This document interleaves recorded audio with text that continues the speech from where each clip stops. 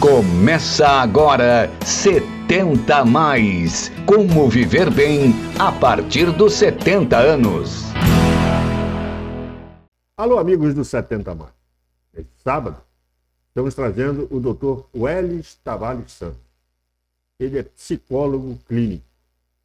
Mas ele tem uma profissão muito peculiar. Mas antes de falar dele, eu quero pedir a vocês que ativem o sininho, se inscrevam no canal e deem seu like, para que a gente possa crescer e o canal conseguir sobreviver. E quero agradecer também aos nossos parceiros comerciais. Somos movidos pela energia, nos 4 cantos do Amapá. Trabalhamos de forma incansável, sempre em busca da excelência. Somos movidos pela energia. A energia presente em cada obra bem executada, de cada cliente satisfeito.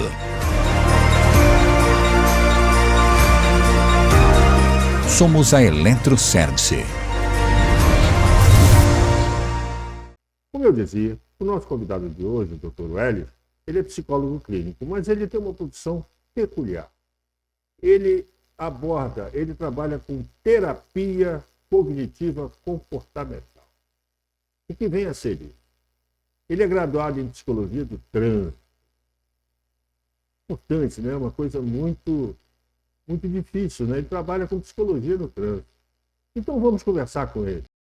Como vai, Dr. Welles Tavares Santos?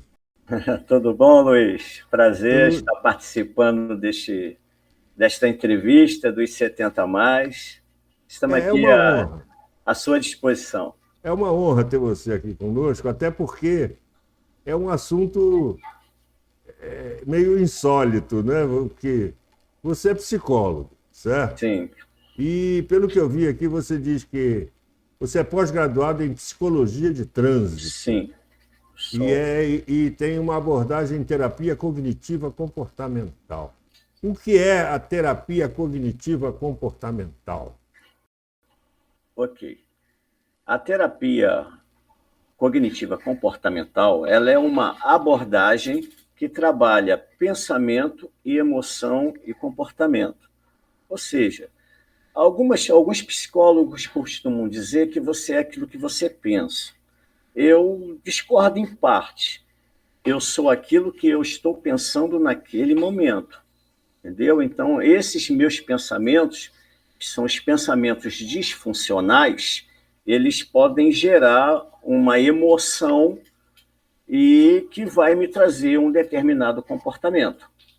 Então, nós, terapeutas comportamentais, nós trabalhamos para modificar aquele padrão de pensamento disfuncional, colocando um outro padrão racional, que venha trabalhar de uma forma em que o cérebro vem entender que aquilo é bom para a pessoa. Então, ele tira aquele pensamento negativo e coloca a ter um pensamento de forma positiva. Realmente é um olhar muito especial, né?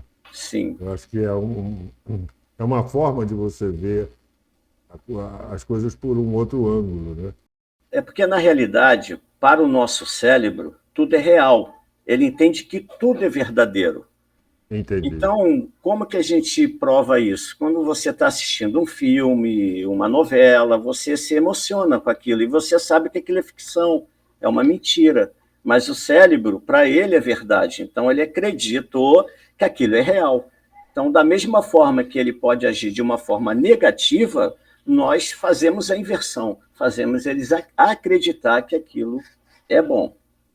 E isso realmente cria fantasmas na cabeça das pessoas, né? Você vai criando pensamentos disfuncionais ou funcionais. Cenários estranhos e medos enfim, uma série de... você vê coisas onde não existem, né? Porque, na realidade, ele está muito ligado à sua forma visual. Aquilo que você está vendo, ele transforma aquilo com as experiências que você já viveu, ele cria um cenário para aquilo. E esse cenário pode ser positivo, como pode ser negativo também. Você, por exemplo, se você às vezes vem numa rua e vê uma sombra que você jura que é uma pessoa e não é, às vezes é uma árvore, é uma planta que gerou uma sombra, Exatamente. e você vê ali um assassino naquele canto, não é isso? Exatamente. É o cérebro criando uma série de Criando, situações. trazendo uma imagem. Porque você tem uma figura de uma pessoa. Aquela árvore trouxe essa lembrança. Ele vai e completa o contexto, né? Aí você pensa que é alguém que está ali para te fazer mal. Normalmente a parte negativa, infelizmente, ela supera a parte positiva. Isso também envolve o que você assiste, a sua forma, o ambiente que você convive, tudo isso, entendeu? O que você lê, isso tem uma influência diretamente na nossa forma de viver.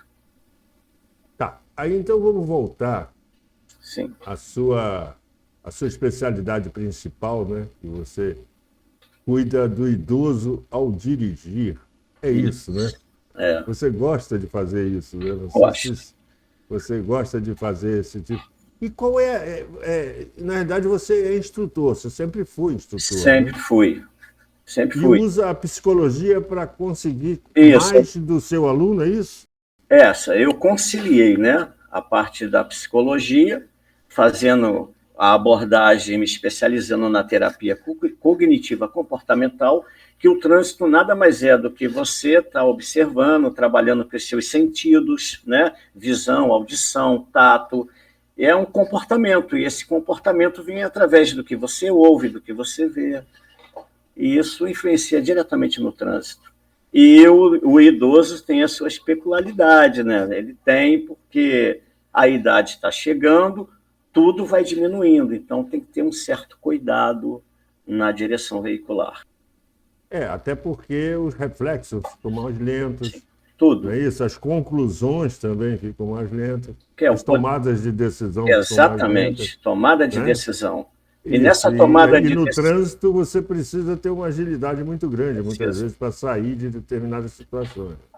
porque a sua percepção você precisa interpretar para poder tomar uma decisão. E muitas vezes ali são questões de segundo. O tempo de reação, na realidade, de um condutor são 2 segundos. Ou seja, é 1 segundo para ele reagir. Olha só, a questão dele estar vendo, quando ele vai pisar no pedal de freio, é mais 1 segundo. Então, são 2 segundos que ele precisa tomar essa decisão. E muitas vezes isso aí está envolvendo coordenação motora, articulações e etc.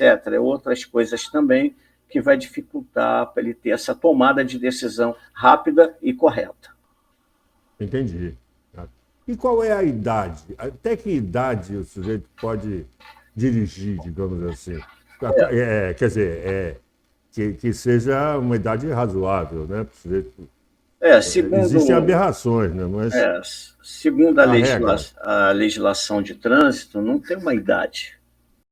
Enquanto você tiver com a sua questão psíquica e física em condições, você vai dirigir até morrer, até os 100 anos. Se você vai lá, passa nos testes psicológicos, a sua força que você vai fazer, visual, se você está enxergando bem, usa lente corretora, tem força nas mãos, nos pés, nas pernas, você vai dirigir. Isso vai variar de idoso para idoso. Tem outras pessoas que vão estar mais debilitadas. Essa é uma questão de bom senso do próprio motorista, né? Quando ele aceita a idade dele, as limitações, aí isso envolve família também, e são questões psicológicas que podem afetar. Você está acostumado a fazer determinadas coisas, de repente você impedido de fazer aquilo, pode gerar um problema psicológico, né? Até mesmo pacientes que entram em depressão, que deixaram de fazer aquilo que mais gostavam. Isso acontece bastante. Eu, por exemplo, eu vivi a vida inteira em cima de motocicleta, né? Eu fui presidente de motoclube, eu adoro motociclismo. Sim.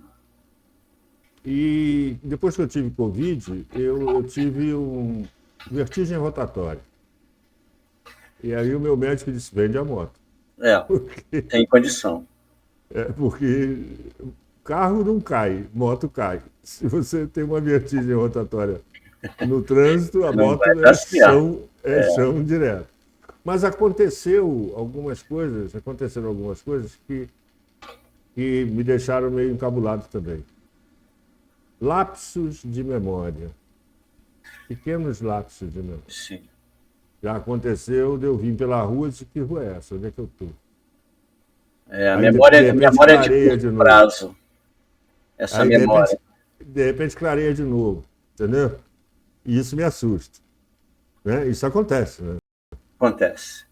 Isso é a memória de trabalho, entendeu? Inclusive, eu vivenciei uma experiência agora recentemente com isso. Essa é uma das sequelas que eu tenho até hoje, mas a minha profissão me ajuda a melhorar bastante. Eu tive um câncer, né, agora em 2022, de colo de reto, eu operei, fiz quimioterapia, graças a Deus está tudo bem, mas a quimio me deixou essa sequela. Uma delas é esse lapso de memória. Eu estar dirigindo e, de repente, eu encostar o carro, falar onde eu estou. Mas o engraçado que a experiência é muito boa, eu procuro tirar proveito da situação, eu não perco a consciência. Eu sei que eu conheço aquele lugar. Eu sei quem eu sou, que eu conheço, só não estou lembrando onde estou. Aí, daqui a pouco, ela volta. Acontece aqui no condomínio que eu moro, quando eu estou andando, me dá um lapso, qual bloco que eu moro. Aí a minha cachorrinha vai e me ajuda.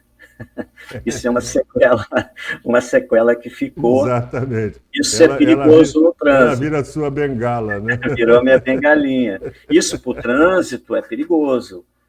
Entendeu? Já para o idoso, qual é a tendência disso? É agravar. Aí você vai ter que ter consciência de chegar e não posso mais dirigir, não está dando mais. Você está dirigindo. E daqui a pouco você começar a esquecer as suas habilidades, porque o idoso é a demência, o Alzheimer, né, o Parkinson, tudo isso começa a afetar, né, a vida de um idoso, então ele tem que ter consciência que é hora de parar. Não tem limite, né, de idade. Oi? Você é do Rio de Janeiro. Né? Sou do Rio de Janeiro. Realengo. Qual é o seu bairro aí? Realengo. Realengo. Eu sou carioca também, né? Eu nasci em Brás de Pina. E cheguei aqui, hoje eu gero o programa do Amapá, eu moro no Amapá. Que delícia! Isso... Logo ali. A internet proporciona isso. Né? Como diz o mineiro, é logo ali. São 4.000 e poucos quilômetros só. Oxe, só isso. Mas o que eu digo é o seguinte, uma outra pergunta, quando é que o idoso, você já me respondeu isso, quando é que o idoso deve parar de dirigir? Quando ele achar que deve, é isso mesmo? Isso, exatamente, porque ele vai ter que, a partir dos 70 anos, renovar sua carteira de 3 em 3 anos. Então, ele vai estar fazendo teste visual, né, oftalmológico, vai estar fazendo teste de força, coordenação motora, entendeu? E dependendo da atividade que ele exerce, até um teste psicológico, vai ver memória, vai ver várias coisas ali dentro do teste. E ele vai começar a apresentar algumas dificuldades. Então, vai ter uma certa limitação. Isso a família tem que estar acompanhando, né? Por quê? Para começar já a fazer um trabalho para ele deixar de dirigir, ou dirigir por não fazer viagens longas, porque o corpo não aguenta, é o cansaço, né? A ergonomia dentro do carro, a forma que você se posiciona no banco, e a pessoa idosa começa a ter essas limitações. Então, ele tem que ter o bom senso, a consciência dele começar a se preparar para parar mesmo de dirigir. E a família ajudando, nunca sair sozinho, sempre acompanhado. Que várias coisas podem acontecer, né? Desde derrame, um ataque cardíaco, tudo pode acontecer com a pessoa idosa. Infelizmente, nós não temos como escapar disso. Por mais que você se cuide, que seria um dos parâmetros também para o idoso, a atividade física, estar sempre cuidando da sua saúde, para ter uma vida melhor, né? uma velhice mais confortável, vamos dizer assim, sem sofrimento. Mas a gente sabe que não é bem assim. Por mais às vezes que as pessoas se cuidem, essas coisas acontecem. Então ali é a consciência do próprio motorista, ali o idoso, e da família, de convencê-lo, fazer um trabalho psicológico, levar ao psicólogo, ele começar a aceitar a idade. O mais interessante disso tudo da vida de um idoso, isso serve para nós, é aceitar a nossa idade e nos adaptando à forma de ter uma vida boa, confortável na terceira idade. E eu acho que eu acho que também tem um elemento muito importante, que é a visão, né? Sim. A visão do idoso, ela vai perdendo, né? A gente vai perdendo. Eu não tenho problema. Eu não tenho problema de visão. Eu leio, sabe, no escuro, à noite, não tem problema. O farol ofusca, não tem o menor problema. Então, eu dirijo, viajo aqui, atravesso o estado todo, não tem o menor problema, não sinto nada. Mas vai ter idosos que precisam de lente corretora, né? E começam a ter dificuldade. E você tendo dificuldade para enxergar, isso vai gerar uma insegurança em você também. Com certeza. Um medo, uma ansiedade, aí começa a vir os fatores negativos, né? Eu costumo dizer, é um abismo chamando outro abismo. Ele não está enxergando, então ele começa a ter a dificuldade que no trânsito não está enxergando, vai gerar o medo, a ansiedade, daqui a pouco uma insegurança, pânico, e por aí vai. É um abismo chamando o outro. Esse é o perigo. Por isso que ele tem que estar sempre fazendo teste, né? Para ver como é que está a sua visão, evitar de dirigir à noite, o entardecer, o crepúsculo é o pior horário para dirigir esse horário. Por quê? O farol não funciona direito, ainda está escurecendo. Você liga o farol, você não vê quase nada mudar. Então, o crepúsculo, o entardecer é o pior horário para dirigir. É melhor que se escureça logo. Eu já vi isso, já notei isso. Na estrada, eles chamam de hora grande. Isso. É a hora grande na estrada, que todo mundo sai da estrada nessa hora. Aí você imagina espera anoitecer para continuar a viagem. Exatamente. Aí imagina o idoso já com um problema visual. Então, as condições adversas, é isso sem contar neblina, cerração, chuva, né? O tempo fechado, etc. São vários fatores adversos que vêm influenciar na direção até de uma pessoa que não é idosa. Imagine o idoso, pior ainda. Pois é, e eu vejo também um outro fator, que eu acho que, no meu caso, não incomoda, porque sou eu e a minha esposa só, mas o sujeito encher o carro de gente e ficar todo mundo batendo papo, conversando, e o sujeito dirigindo, tentando se concentrar e não consegue. Isso é uma fonte de dispersão dos sentidos impressionante. Isso é uma condição adversa. Por quê? O foco da atenção dele é o trânsito, se bem que nós temos a atenção chamada alternada. Que é isso? Eu consigo estar focado no trânsito e olhando todo o contexto do trânsito, olhando as placas, sinalização, eu estou dividindo a minha atenção. Às vezes com o rádio ligado dentro do carro, ouvindo uma música, pessoas conversando com você, e você consegue dirigir com a sua atenção alternada, sem perder o foco no trânsito. Mas com o passar da idade, como nós falamos aqui no início, vai tudo diminuindo. Daqui a pouco tem coisas que começam a te incomodar.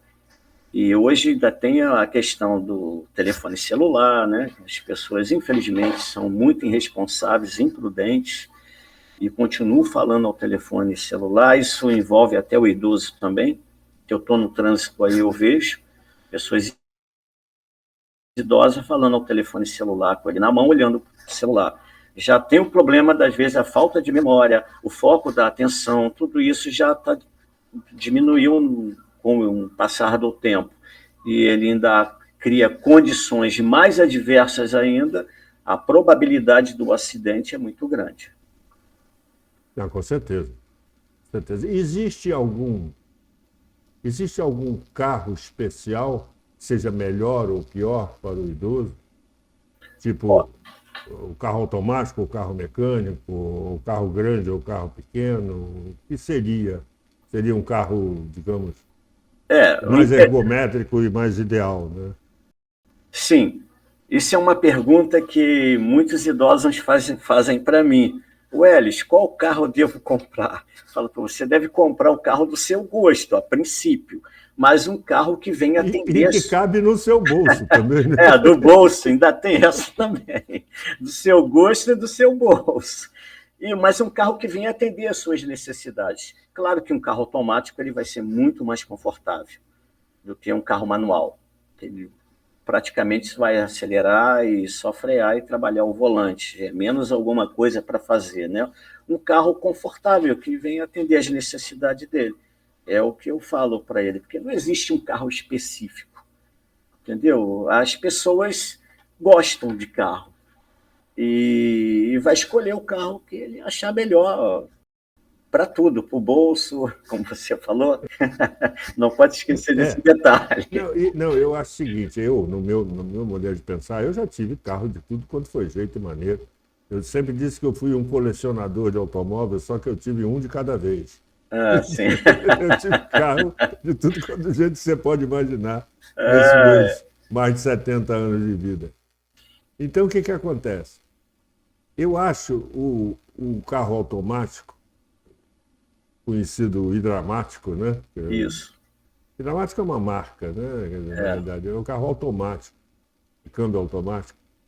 Eu acho que ele é um carro altamente confortável, mas ele dispersa. Você desiste dele, você esquece dele, porque você não tem o que fazer. Exatamente. Então, existe uma empresa de ônibus, já existia aí no Sul, que era Itapemirim, não sei se vocês lembro. Essa empresa, eles tiraram os carros automáticos porque o motorista dormia. Ele não tinha o que fazer na estrada. É um perigo, então, né? Uma das coisas que ele fazia era, para ficar acordado, era passar de quinta para quarta, de quarta para quinta, de quinta para quarta, de quarta para quinta, de quinta para sexta, de quinta para quinta, de quinta para quarta, para poder ficar acordado e fazer alguma coisa. O câmbio automático não faz isso. É verdade. Entendeu? Então é monótono. Quando você está fazendo uma viagem longa, normalmente esse é um dos perigos.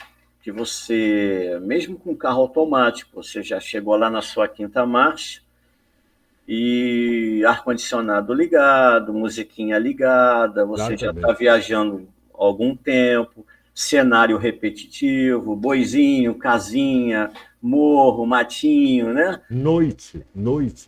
Aí você vai olhando para aquilo ali, daqui a pouco já era, vai mimir. Esse que é o perigo. É uma condição adversa, não deixa Exato, de ser. é um bálsamo, né? Vai pro Isso acontece diariamente com qualquer carro, qualquer ônibus. Não precisa estar muito velho para isso, não. Então, imagine um carro confortável. Exatamente. Que ainda te traga mais conforto ainda. Aí vai estar na rede ali balançando. Exatamente, só falta uma rede mesmo e você dirigindo deitado na rede, né? Eu costumo falar que tá ninando o bebê. Tá ninando ele, vai dormir, esse é o perigo. Mas você criou um ambiente específico para isso? Você atende as pessoas particularmente? Porque o Detran não faz esse tipo de serviço, né? Não. As autoescolas também não fazem. Não. Mas você oferece esse serviço como profissão, é isso? Sim. Eu montei a minha empresa, Dirigir Sem Medo, e comecei a fazer esse trabalho dentro de um consultório. Mas eu percebi que só o trabalho que a gente chama de enfrentamento, né, é a parte de técnicas você utiliza para tentar atenuar, amenizar a fobia, né? Que o medo de dirigir, ela é conhecida como a maxofobia, que é aquele transtorno que pode trazer outros quadros de ansiedades. E então a gente procura trabalhar isso. Uma das técnicas é fazer a pessoa se imaginar na direção do veículo.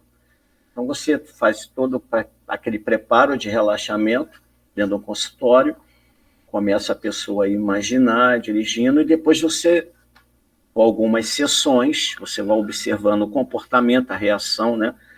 Os sintomas ali que o paciente está demonstrando, a hora de você levar para o carro.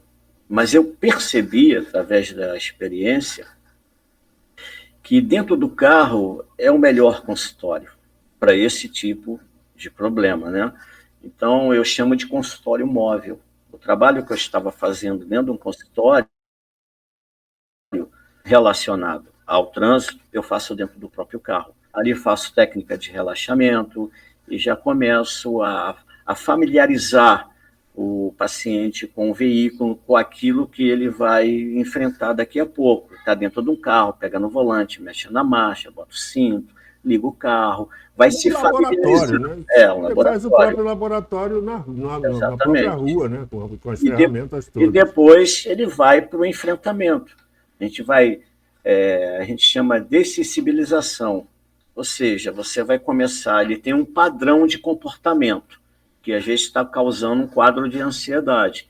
Então, eu vou mudar esse padrão, que nós somos condicionados, nós criamos hábitos, e às vezes são hábitos tóxicos e ruins.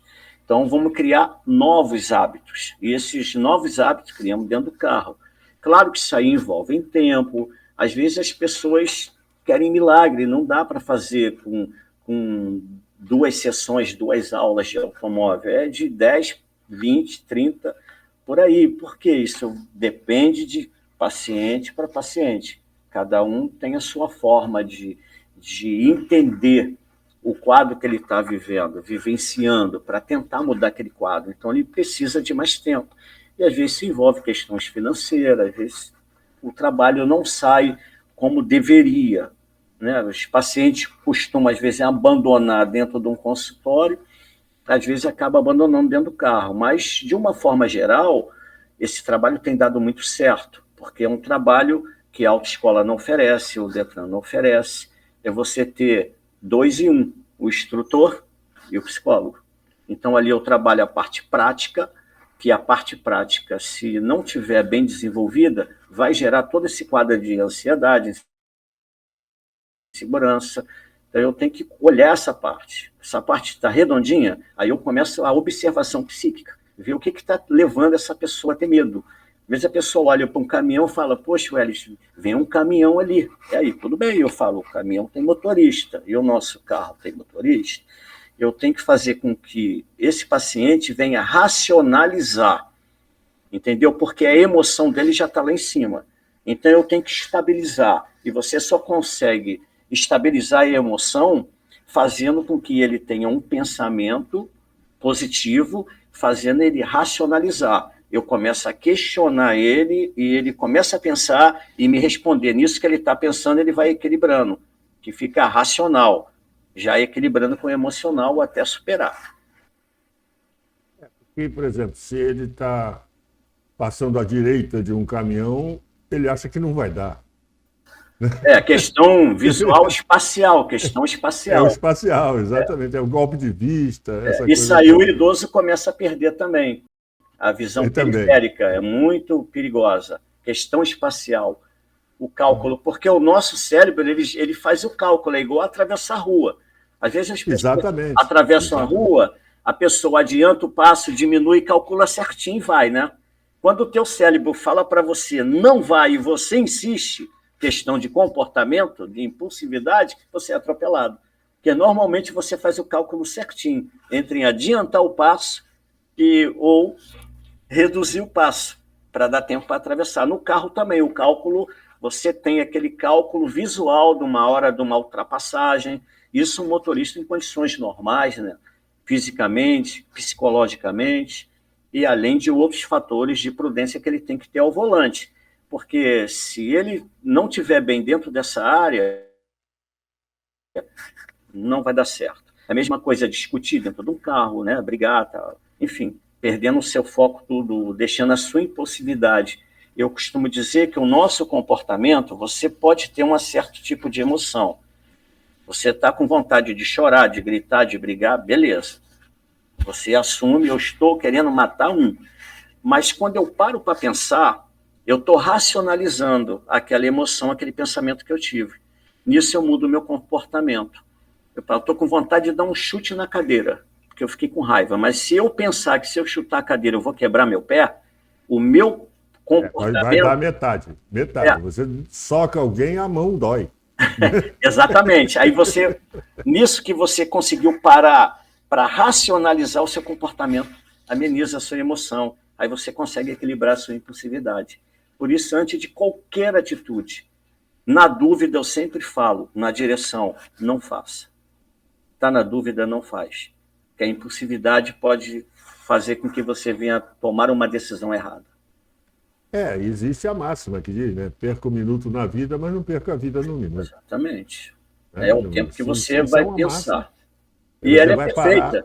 Você vai parar para pensar, nesse que você parou, você já ganhou sua vida. Exatamente. Muita verdade nessa máxima. Não é? Isso é uma máxima maravilhosa. Eu, por exemplo, a minha esposa, eu comprei uma moto e acabei dando a moto para ela. E ela disse, você vai me ensinar a dirigir? Não.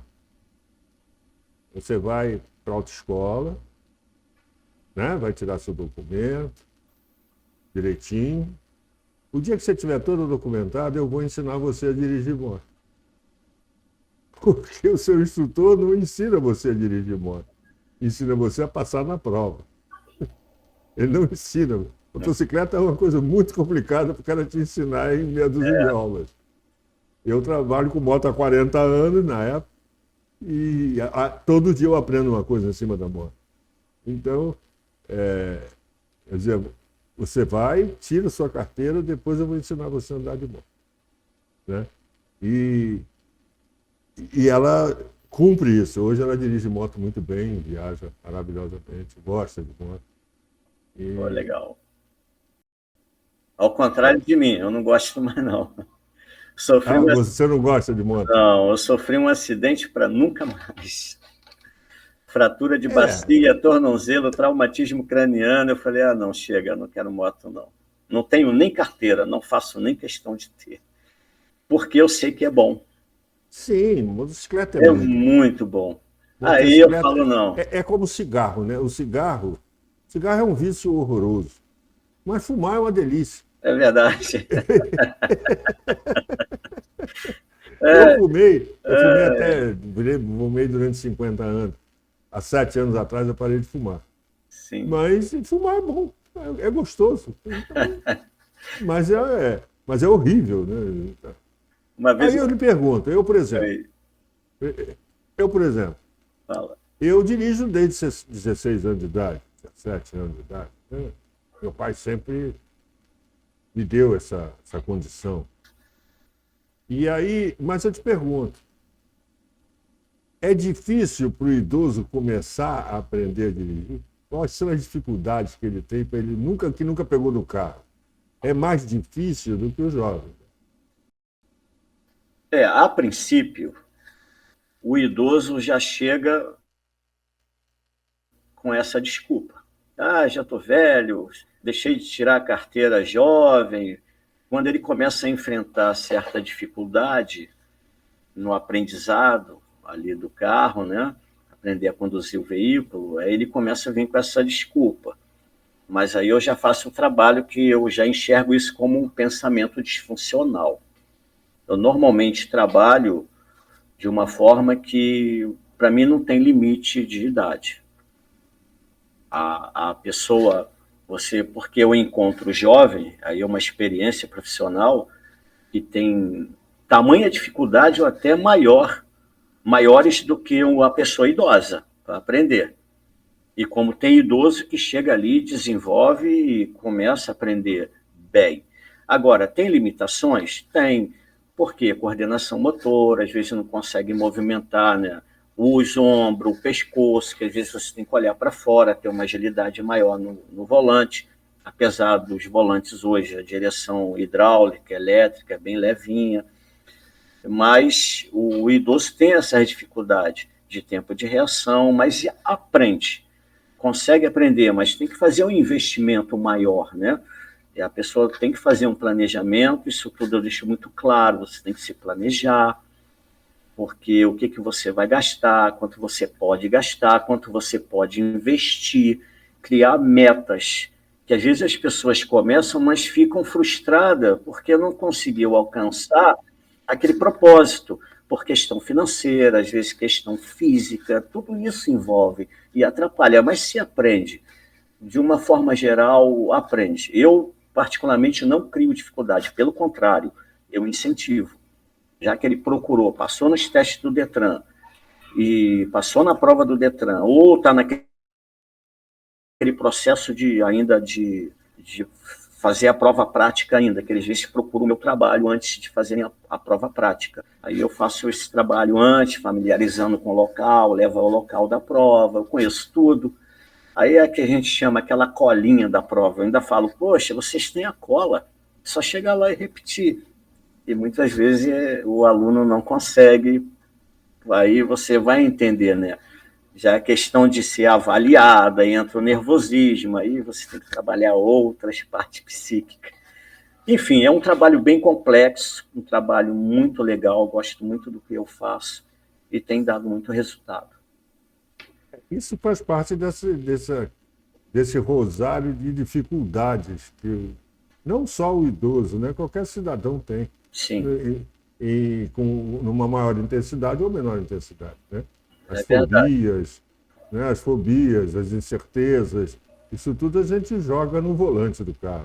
É porque esse trabalho você tem que identificar, às vezes, um trauma. Às vezes a pessoa sofreu algum trauma. E muitas vezes não está, às vezes, relacionado a um carro. Um trauma de infância, por exemplo. Ali, um exemplo muito clássico, o próprio pai ou a mãe fala, você não serve para nada, você é um burro, não vai aprender nada, não aprende nada direito. Isso pode criar um trauma que ele vai, mais tarde, na fase adulta, influenciar numa forma de aprendizagem. Ele pode começar a ter algum déficit dentro dessa área, devido a um trauma que não tem nada a ver com o carro. Mas é uma coisa, isso para qualquer especialidade na vida dele que ele for aprender. Aí vai criando aquele complexo de inferioridade, você começa a descobrir outras coisas que não estão relacionadas ao carro, mas que estão diretamente ligadas à forma dele aprender. Pois é, aí o psicólogo entra em campo, né? Isso, aí é o trabalho do psicólogo. E como é feito esse trabalho para diminuir o medo da direção, o medo desse desconhecido? Quais são as ferramentas que você usa para isso? As ferramentas, a princípio, é você entender, fazer com que ele venha aceitar. E às vezes a pessoa, por vergonha, ele não aceita aquilo que ele tem medo, ou chega para você ali, não se abre. Então você tem que deixar ele, a princípio, muita vontade, mostrar para ele que a dificuldade ela existe. Primeira coisa é a aceitação. Eu tenho medo, eu tenho dificuldade de aprender, beleza. Aí nós vamos começar a trabalhar, a tentar descobrir o que está gerando esse medo nele. E aí você começa a fazer até as investigações, né? Através de questionamento, você vai questionando e vai tentando achar aquele padrão disfuncional que está atrapalhando ele. Começa a praticar técnica de relaxamento, de respiração, principalmente. O corpo tem que respirar, você tem que oxigenar o teu cérebro e relaxar o máximo que você faz. Isso a gente faz dentro do consultório, ensina o paciente e ele tem que pôr em prática. A terapia cognitiva comportamental é você ensinar o seu cliente, seu paciente, a ser seu próprio psicólogo. Então você ensina a técnica a ele começa a praticar dentro de casa, relaxamento, começa a se imaginar dirigindo. Ali começa o trabalho. E muitas vezes o paciente não é disciplinado para isso. Ele quer chegar lá no consultório, quer que o psicólogo dê a fórmula mágica que vai fazer ele mudar todo o padrão de vida dele. Não é. Você tem que se condicionar aquilo, criar novos hábitos. É chegar em casa, agora eu vou meditar, vou relaxar. entendeu? Ele vai fazer aquilo que ele gosta, vai praticar a técnica que a gente vai ensinar de respiração, que são coisas simples. É respirar pelo nariz, pela boca, soltar pela boca, né? Inspirar e expirar. Prender 33 segundos. Enfim, você criar esse hábito. Quando você cria isso, você começa a sua taxa hormonal, começa a equilibrar, dopamina, serotonina, ocitocina, são hormônios que vão fazer você levar uma vida equilibrada. Isso serve para todas as áreas da nossa vida. Então, quando ele começa a praticar essas coisas, e quando vai lá para o carro, o teu cérebro já está condicionado a um novo padrão. Isso, aquilo que assustava ele, começa a diminuir a intensidade. Ele começa a enxergar que o bicho não é tão feio como parece, porque que nós que criamos o monstro aqui dentro da nossa própria mente, entendeu? E assim, através do treinamento, tem que treinar.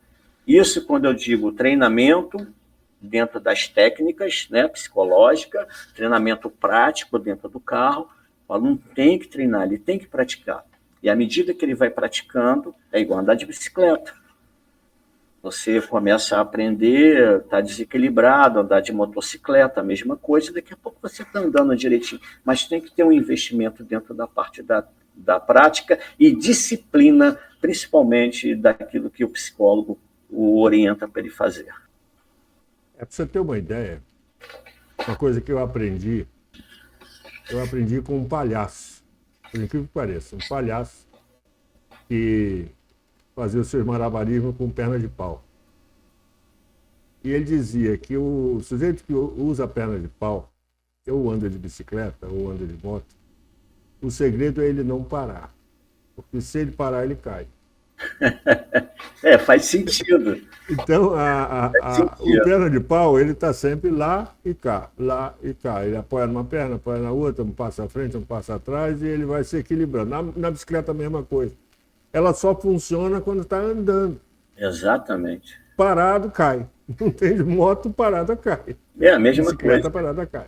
Então, esse palhaço me ensinou isso. Então, isso eu levo para o resto da minha vida. Se eu parar, eu caio. Então, eu não posso parar. Eu tenho que parar, continuar trabalhando, continuar desenvolvendo, continuar aprendendo, para não parar o cérebro. Certo? Quando a gente para o cérebro, o corpo para. Porque na realidade o que envelhece é o corpo. O cérebro, Exatamente. Você pode manter ele sempre ativo, sempre ativo. Exatamente. Porque a tendência do cérebro, por mais magnífico que ele seja, ele é preguiçoso. Mas ele também não tem idade. Não, ele é preguiçoso, ele não gosta de trabalhar. Aí você põe ele para trabalhar. É a mesma coisa você criar um hábito de fazer caminhada todos os dias. Aí vai ter o dia que tu vai levantar, o tempo está frio, você está com sono. Aí é que é uma tendência do cérebro. Amanhã eu faço. Começa a arrumar desculpas. Aí você fala exatamente o contrário. Só porque eu não quero ir, eu vou. Não posso parar, como você falou. Aí quando você vai, ele entende que aquilo é importante e daqui a pouco está sentindo frio, está sentindo nada, vai fazer a sua caminhada perfeitamente. É você condicionar o cérebro a coisa boa, senão ele vai relaxar, ele é preguiçoso e tu vai ficar sedentário, arrumando um montão de desculpa para não fazer nada. Eu acho o seguinte, eu penso que dirigir é como tocar um instrumento musical. Quando você vai aprender um instrumento musical, ele domina você. Então, você não sabe onde bota a mão, você não sabe, você tem medo do instrumento. Mas aí você vai ganhando força em cima do instrumento e você vai passando a dominar o próprio instrumento. Exatamente. E ver que ele não é tão ruim quanto você podia imaginar. Eu tenho uma frase que eu digo que dirigir é uma arte que se aprende e se aperfeiçoa. Você acabou de falar exatamente isso. Exatamente. Quanto mais você dirige, mais você aprende a dirigir. Quanto mais você toca um instrumento, mais você se aperfeiçoa. Exatamente. Né? Então, dirigir é um instrumento. Você está usando um instrumento. E você começa a praticar. Aí você vai se aperfeiçoando. Eu ainda acho pior. Eu acho que no automóvel você ainda é responsável pela vida dos outros, não é só pela sua. Né? verdade. Porque é do cara que está no outro carro, é o teu companheiro que está do teu lado, é o cara que está no banco de trás, é a criança que atravessa no meio da rua. Exatamente. Né? Você é responsável por tudo isso. E existe, aqui no meu estado, fizeram uma campanha, que a campanha assim, foi muito, muito bem feita. Essa campanha dizia o seguinte: todos nós somos pedestres. Você tem que lembrar disso. Você, quando está dirigindo, você é pedestre. Verdade. Você vai parar seu carro, vai virar um pedestre. Ué, todos nós somos pedestres. Tem uma coisa que eu discordo um pouco da direção defensiva, e eu não sou a favor dessa forma que eles colocam, que é você dirigir por você e pelo outro. Não, eu não concordo com o psicólogo. Eu não dirijo pelo outro. Porque a direção, ela tem uma individualidade. Eu não sei o que está passando na sua mente, no volante, no sentido ao contrário. Eu não sei como estão as suas condições físicas, psicológicas. Eu não sei, então eu não posso dirigir por você. Eu dirijo por mim. Agora, a forma... a gente pode supor o que pode acontecer com você a qualquer momento. Exatamente. A minha forma prudente de dirigir, eu posso estar evitando um acidente no total relaxamento, negligência, imperícia de um outro condutor que vem em sentido contrário. Agora, dirigir por ele eu não posso. Eu dirijo por mim. E essa frase que eles utilizam, dirigir por mim e pelo outro, eu não concordo, não. Eu dirijo por mim, o senhor dirige por você. Entendeu? Agora, a nossa forma de direção é que vai trazer a prudência e evitar o acidente. Entendeu? A direção defensiva é exatamente isso. E é onde eu falo para o idoso, onde ele tem que ser mais prudente ainda. Normalmente, eles costumam ser. Normalmente, né? Não são. Mas eu acho que a própria insegurança leva à prudência. A prudência, né? É o medo, né? Porque o medo, ele é um mecanismo de defesa. Nós temos que ter um certo grau de medo, é normal. Ou o medo ele vai te paralisar, ou fuga, um dos dois. Exatamente. Agora, o medo me traz um nível de atenção maior. Ele não pode extrapolar isso. Se ele extrapolar, aí já começa a virar pânico, aí complica tudo, aí já deleta tudo. Mas ele é um mecanismo de defesa, o medo. Ele nos traz uma certa prudência e atenção. Mas o jovem também, né? O jovem também é muito inseguro, porque eu acho que o jovem ele se acha inoxidável, né? Eu acho que nada vai acontecer com ele, e que ele pode tudo. Principalmente esse motociclista, né? E acha que pode passar com a moto em tudo quanto é canto. Né? Aí o maior índice de acidente hoje está muito alto, o índice por motocicleta. Ele acha que ele encolhe, né? Eu tenho peito de aço, né? Vai encarar a lata do caminhão, do ônibus, e não... Aí a realidade está mostrando que não é isso, né? Eles têm que fazer uma nova política de trânsito para a moto, porque está muito bagunçado. Pelo vejo aí, a nossa legislação ela é muito boa, ela é boa, só que as pessoas não obedecem. Aí é questão de educação, aí entra outras áreas que a gente vai ficar até amanhã discutindo sobre isso e não vai resolver, mas é uma questão de conscientização, educação do trânsito nas escolas, entendeu? Colocar as pessoas para darem aulas sobre trânsito, pessoas especializadas, instrutores que dão aula em autoescola e para a escola pública. E tem que mudar essa política. É na educação, é desde criancinha. Porque, na realidade, a gente vê, só um minutinho, você vai observar que, às vezes, a questão de uma criança, eu vejo isso muito em consultório. Quando eu falo para o pai que você ensina o seu filho a fumar, ensina ele a beber, você ensina ele a mentir, são os pais. As crianças são esponja e nós somos espelho. Ele olha para a gente, vê você fumando, ele vai fumar. E você quer bater nele, fazer ele engolir o cigarro, não é assim? Se alguém liga para você, ele atende o telefone, a primeira coisa que você fala para ele, se você não quiser atender, diz que o papai não está ensinando ele a mentir. Aí depois você quer desconstruir tudo que você construiu. Para você fazer esse trabalho vai ser muito difícil. Aí você tem que destruir tudo aquilo, desconstruir para construir. Então a educação do trânsito é a mesma coisa. Se você O pai já ensina a criança a atravessar fora da faixa, com sinal aberto. O senhor deve observar essas coisas aí também. Jogar lixo na rua. Ele vai crescer um adulto como? Fazendo a mesma coisa. Então, é educação na escola, desde criancinha, educação para o trânsito. Aí nós vamos ter um trânsito melhor lá na frente. Professor, eu queria Sim. realmente agradecer a você ter vindo aqui, deixar um pouco do seu saber, do seu tempo aqui conosco, para transformar isso num papo produtivo para nós da terceira idade, e precisamos disso. Que o idoso precisa ser ouvido. É verdade. O idoso precisa existir. E eu faço questão de fazer a minha parte. Eu, como idoso, cheio de dúvidas, e eu agradeço profundamente você ter vindo aqui conversar conosco. A câmera é sua, você pode dizer o que você achar que deve. Eu queria que você me desse a sua rede social, que as pessoas entrassem em contato com você para saber mais sobre isso, o pessoal aí do Rio de Janeiro, inclusive para lhe ajudar no seu trabalho, certo? Para você crescer cada vez mais e ter mais sucesso nesse trabalho que eu bato palma para você, realmente bato muita palma para você. Muito obrigado por ter vindo. A câmera é sua, fica à vontade, diga o que você achar melhor. A câmera é sua, pode dizer o que você quiser, por favor. Ok. Eu que agradeço a oportunidade de estar no seu programa. Trabalho muito interessante que o senhor fez, que o senhor faz, né? Dando oportunidade para as pessoas expressarem as suas opiniões, seus trabalhos, e principalmente se tratando de pessoas idosas. Eu costumo chamar invisibilidade social. As pessoas esquecem do idoso. E muitas vezes, quando jovem, esquece que um dia vão ficar velhos, se não morrerem jovem.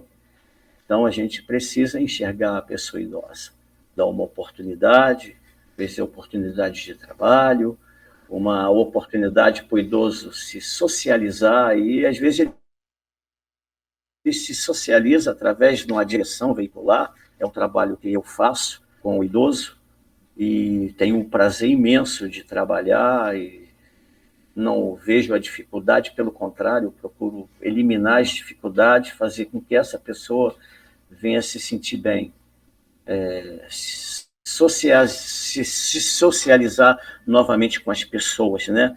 Que acaba ficando o idoso no esquecimento. Isso vai gerar mais vida, mais vontade de viver e aquele desejo de se cuidar, de ser mais produtivo para a sociedade, porque é um apelo que eu faço, né? Muitas vezes as empresas não dão oportunidade para as pessoas idosas voltarem a trabalhar, aqueles que desejam, porque através da experiência, o tempo de trabalho, com certeza eles vão estar ali contribuindo para a juventude, na formação de novos profissionais. Desde já eu quero agradecer mais uma vez pela oportunidade. Depois eu passo para o senhor a minha rede social, para o senhor botar por escrito, meu Facebook, meu Instagram. E muito obrigado pela oportunidade e espero ter uma nova oportunidade para nós tratarmos de outros assuntos a respeito do idoso. Pode deixar que eu vou buscar você, porque eu quero continuar bebendo nessa fonte. Sempre que eu precisar, eu vou atrás. Legal. Espero ter contribuído. E eu conto também com a sua saúde, com a sua recuperação plena. Muito obrigado. E que você seja muito feliz no que você faz, e com a sua família, com todos os seus. Muito obrigado por tudo e até uma próxima, se Deus quiser. Uma boa noite. Viram? Psicologia do trânsito é muito importante para a terceira idade, porque na nossa idade os reflexos diminuem, né? A nossa capacidade cognitiva diminui e precisa desse tratamento especial. Foi uma honra ter o Dr. Wellington aqui conosco. E até sábado, se Deus quiser. 70 mais. Como viver bem a partir dos 70 anos. Até a próxima.